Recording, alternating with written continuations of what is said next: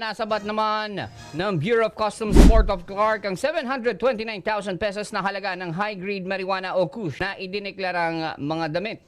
Ang pagkakasabat ng mga illegal na kargamento ay isinagawa sa koordinasyon na rin ng Philippine Drug Enforcement Agency, PNP Aviation Security Group, National Bureau of Investigation, Pampanga District Office, Department of Justice at ang mga lokal na opisyal mula sa Barangay Dao sa Mabalacat City.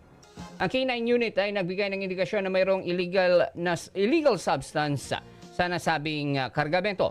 Sa pisikal na pagsusuri, natagpuan ng isang pouch na naglalaman ng sinasabing pinatuyong dahon ng marijuana na kinilala at nasuri bilang high-grade o kush.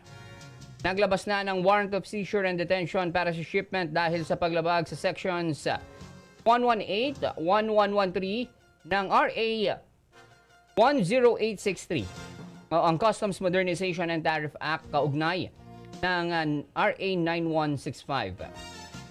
Pinuri naman ni Acting District Collector Jairus Reyes ang mga tauhan ng BOC sa kanilang dedikasyon sa paglaban sa smuggling ng droga at binigyang diin ng mahalagang papel ng kanilang pagbabantay sa pagpapatibay ng seguridad laban sa mga illegal substance.